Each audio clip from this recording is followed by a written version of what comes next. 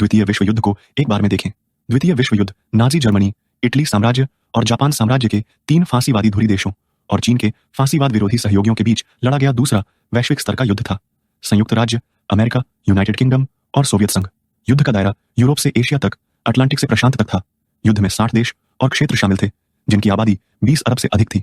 युद्ध में शामिल होने से सीधे तौर पर 200 मिलियन लोग हताहत हुए और 5 ट्रिलियन और 1 ट्रिलियन अमेरिकी डॉलर से अधिक की आर्थिक हानि हुई। प्रथम विश्व युद्ध समाप्त हुआ। परिणाम स्वरूप पेरिस में अंतर्राष्ट्रीय सम्मेलन आयोजित किए गए। फ्रांस और वाशिंगटन ने कई चर्चाओं के बाद अंततः हिंसा से लड़ने का तरीका अपनाने का निर्णय लिया, ताकि पराजित देश जर्मनी ने वर्साय संधि पर हस्ताक्षर किए। संधि के प्रावधानों के अनुसार जर्मनी ने अपने क्षेत्र का 13.5%, अपनी आबादी का 12% और अपने सभी विदेशी उपनिवेश खो दिए और 11,300 मिलियन पाउंड का मुआवजा दिया गया, जिसके परिणाम स्वरूप घरेलू नुकसान हुआ। वर्तमान गंभीर मुद्रास्फीति में जीवन की आवश्यकताएं अंडे, ब्रेड और दूध विलासिता बन गए हैं। इस प्रकार जर्मनों के दिलों में नफरत के बीज बोए गए। 19 जनवरी में ड्रेक्सलर ने जर्मन पब्लिक पार्टी की स्थापना की और बाद में इसे बदल दिया जर्मन नाजी पार्टी। हिटलर को प्रचार मंत्री नियुक्त किया गया, जिसने नाजी पार्टी को केवल 1 वर्ष में तेजी से बढ़ने दिया। अक्टूबर 2016 में इतालवी राष्ट्रीय फासिस्ट पार्टी के संस्थापक मुसोलिनी ने मोंटेनिग्रिन सेना का आयोजन किया, रोम में दंगा शुरू किया, सत्ता पर कब्जा किया और इटली में फांसीवादी तानाशाही स्थापित की। घरेलू आर्थिक दबाव को कम करने के लिए मुसोलिनी ने सैन्यवादी आक्रामकता और विस्तार की नीति अपनाई और ब्रिटेन और फ्रांस पर आक्रमण करने के लिए इटली के प्रति तुष्टीकरण की नीति अपनाई आक्रामकता, जिसके परिणाम स्वरूप इतालवी सेना ने 7 महीने की लड़ाई के बाद इथियोपिया की राजधानी पर कब्जा कर लिया। हिटलर ने इतालवी तानाशाह मुसोलिनी की नकल की। रोम पर मार्च करते हुए और सत्ता पर कब्जा करते हुए उन्होंने बर्लिन पर मार्च करने और बियर हॉल दंगा शुरू करने की योजना बनाई, जो अंततः विफलता में समाप्त हो गया। 1929 को अमेरिकी वॉल स्ट्रीट शेयर बाजार दुर्घटनाग्रस्त हो गया और विश्व अर्थव्यवस्था महामंदी में प्रवेश कर गई। पूंजीवादी दुनिया में बड़ी संख्या में कारखाने बंद हो गए और बड़ी संख्या में श्रमिकों की नौकरियां चली गईं। महामंदी ने हिटलर को एक अवसर दिया और कहा कि आर्थिक संकट है, यह सरकार की अक्षमता के कारण हुआ। यह सरकार का बार से अनुबंध का अधिग्रहण था, जिसके कारण जर्मनी में बेरोजगारी में वृद्धि हुई। नाजी पार्टी तेजी से 100,000 लोगों के एक सशस्त्र समूह में बदल गई और जर्मनी में तीसरे रह में सबसे बड़ी पार्टी बन गई। स्केल सिंघुआ युद्ध 9 महीने के 18वें दिन पूर्वोत्तर चीन में जापानी क्वांटुंग सेना टैंगजू ने नानमन रेलवे को उड़ाने की सावधानीपूर्वक योजना बनाई और चीनी सेना पर आक्रमण किया, जिन युद्ध चीन के 3 पूर्वोत्तर प्रांतों में शुरू हुआ और जापानी सिंघुआ युद्ध की शुरुआत हुई। जापान के खिलाफ प्रतिरोध का युद्ध आधिकारिक तौर पर चीन को दबाने के लिए यूनाइटेड किंगडम और जैसे देशों में शुरू हुआ। 1933 साल बाद संयुक्त राज्य अमेरिका ने जापान के चीन पर आक्रमण को नजरअंदाज करने की नीति अपनाई। हिटलर जर्मन तीसरे रह का प्रमुख बन गया और उसने जर्मनी में भी नाजी पार्टी की स्थापना की। सैन्य विस्तार और युद्ध के लिए तैयार वेहरमाच को 10,000 से 30,000 1935 तक विस्तारित किया गया। 1999 में हिटलर ने खुले तौर पर झूठे समझौते का उल्लंघन किया और ब्रिटेन और फ्रांस में रक्षात्मक आक्रमण स्थापित करने के लिए 3,000 जर्मन सैनिकों को भेजा। कोई व्यावहारिक प्रतिकार नहीं करने पर हिटलर अधिक साहसी हो गया और उसने विस्तार की गति तेज कर दी। 17 जुलाई को स्पेन में गृह युद्ध छिड़ गया। मुख्य विरोधाभास यह था कि स्पेन के वामपंथी और दक्षिणपंथी तत्वों ने एक दूसरे पर हमला किया। फांसीवाद विरोधी रिपब्लिकन सरकारी बलों को सोवियत संघ और मैक्सिको द्वारा सहायता प्रदान की गई नाजी जर्मनी, इटली साम्राज्य और पुर्तगाल द्वारा समर्थित किया गया था। अंततः फांसीवाद समर्थक फ्रैंको की सेना ने रिपब्लिकन सरकार को हरा दिया और स्पेन पर नियंत्रण हासिल कर लिया। इसे द्वितीय विश्व युद्ध की प्रस्तावना माना जाता है। 37 साल 7 जापानी सेना ने मार्को पोलो ब्रिज के पास उत्तेजक सैन्य अभ्यास किया और एक सैनिक को भूतिया बुलाया। टीम को छोड़ने और लापता होने के बाद उन्होंने खोज के लिए पेपिंग के दक्षिण पश्चिम में वानपिंग काउंटी में प्रवेश करने का अनुरोध किया, लेकिन चीनी गैरिसन ने इनकार कर दिया। जापानी सेना ने तुरंत वानपिंग सिटी और मार्को पोलो ब्रिज पर हमला किया। चीनी सैनिकों और नागरिकों ने विरोध किया, जिससे प्रतिरोध के राष्ट्रीय युद्ध का चरमोत्कर्ष हुआ। इसे एशिया में दूसरा विश्व युद्ध भी माना जाता है। प्रकोप का प्रतीक 7वां महीना 16वां दिन चीन गणराज्य का सर्वोच्च कमांडर च्यांग काई शेक ने जापानी विरोधी युद्ध के सभी अधिकारियों और सैनिकों के लिए एक उद्घोषणा जारी की, जिसमें घोषणा की गई कि जापानी विरोधी राष्ट्रीय संयुक्त मोर्चे के औपचारिक गठन के बाद च्यांग काई शेक ने चीनी सेना की कमान संभाली।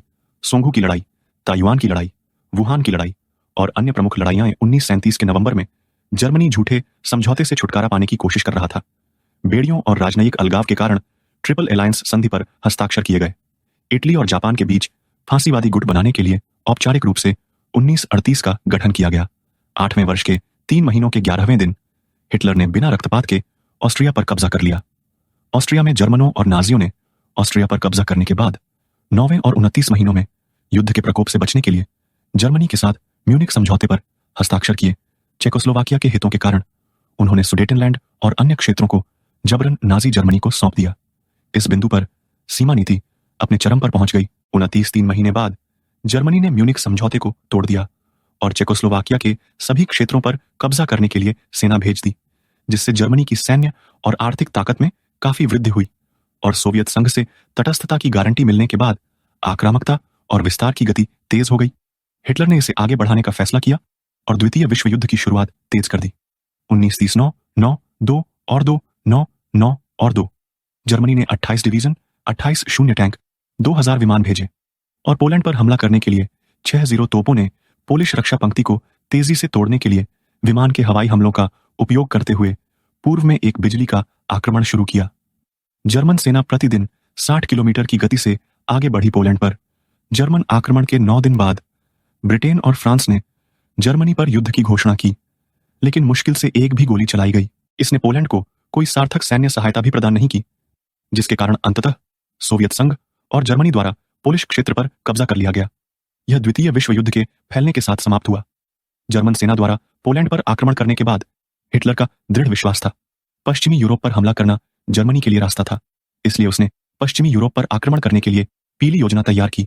नियोजित युद्ध मार्ग प्रथम विश्व युद्ध में श्लीफेन योजना के समान है।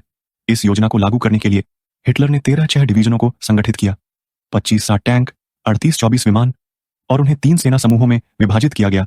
ABC 1940 वर्ष 4 महीने 9 जापान पर जर्मनी ने नॉर्वे और डेनमार्क पर युद्ध की घोषणा की और नॉर्वे की लड़ाई शुरू की। इसमें जर्मनी को केवल 24 घंटे लगे। 5 महीने तक नॉर्वे और डेनमार्क पर पूरी तरह कब्जा कर लिया। कई टैंकों ने उत्तरी सागर से मैजिनॉट डिफेंस तक नीदरलैंड, बेल्जियम, फ्रांस और अन्य देशों पर हमला किया। जर्मन सेना ने लाइनों के बीच 300 किलोमीटर पर जबरदस्त आक्रमण शुरू कर दिया।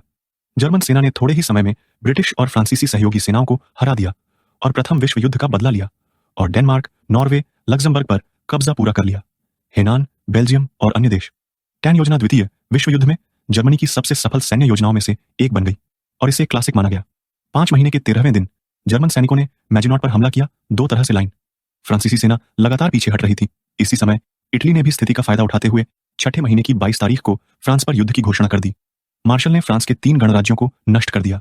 जर्मनी ने मध्य फ्रांस के विची में एक कठपुतली सरकार की स्थापना की। 6ठे महीने की 28 तारीख को फ्रांसीसी जनरल डी गॉल ने फ्रांस के कब्जे वाले फ्रांस में नाजी जर्मनी का विरोध करने का आह्वान किया और युद्ध जारी रखने के लिए सशस्त्र बलों को संगठित किया।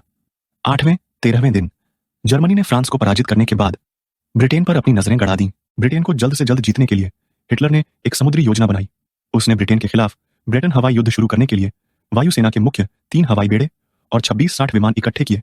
जर्मन सेना ने 9 विमान खो दिए, 19-17 और ब्रिटिश सेना ने 7 विमान खो दिए। नाजी जर्मनी द्वारा 4 विमानों की विफलता भी द्वितीय विश्व युद्ध में जर्मन सेना के लिए पहली असफल लड़ाई थी।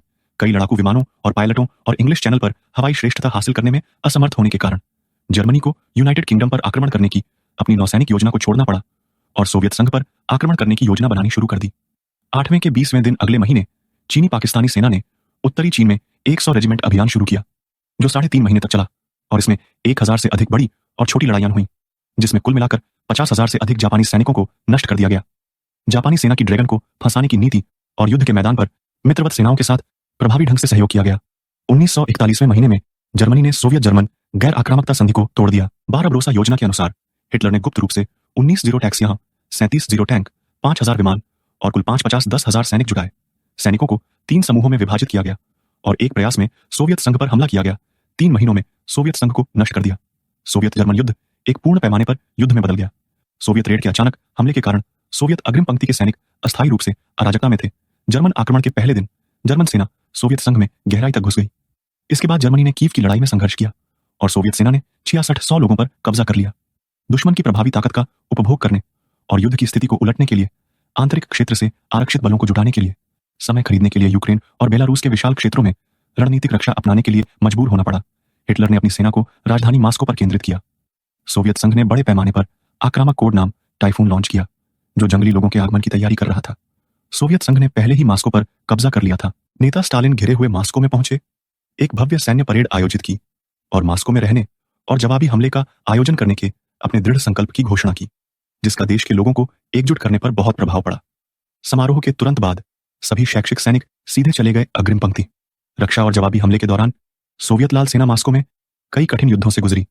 जर्मन सेना चौथे महीने के चौथे दिन कभी भी मॉस्को में प्रवेश नहीं कर पाई। सेना बहुत लंबी थी और आपूर्ति की कमी थी। जर्मन टैंक बर्फ में फंस गए और लड़ाई जारी नहीं रख सके।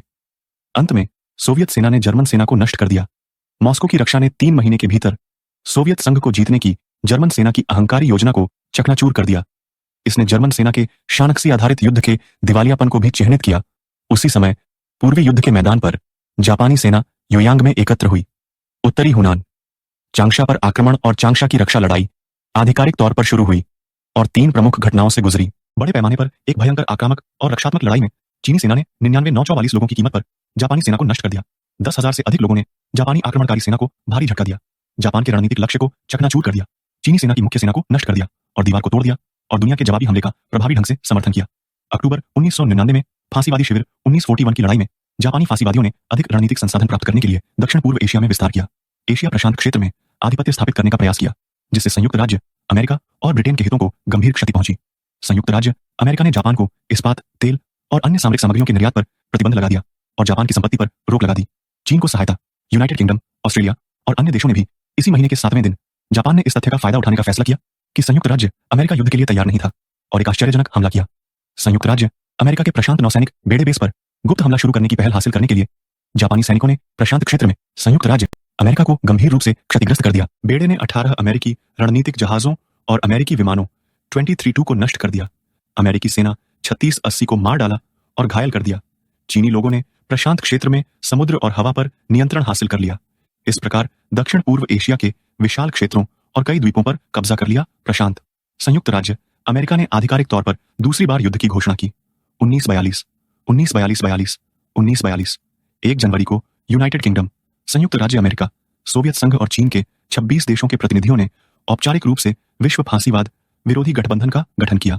जर्मनी, इटली, जापान और न्यूजीलैंड के खिलाफ संयुक्त रूप से लड़ने की राष्ट्रीय घोषणा 6ठे महीने में 3 दिन बाद मिडवे की लड़ाई छिड़ गई, जिसमें जापानी रेसिंग विमानों ने अमेरिकी नौसेना विमानन और पनडुब्बी बेस मिडवे पर हमला किया, जिसके परिणाम स्वरूप महंगी लागत पर 4 जापानी भारी विमानवाहक पोतों को डुबाकर प्रशांत युद्ध के ज्वार को पलटने में अमेरिकी सेना को एक विमानवाहक की हानि हुई। 1942 5 महीने के 8वें दिन सोवियत जर्मन युद्ध के मैदान पर मॉस्को की लड़ाई के बाद जर्मन सेना को भारी नुकसान हुआ।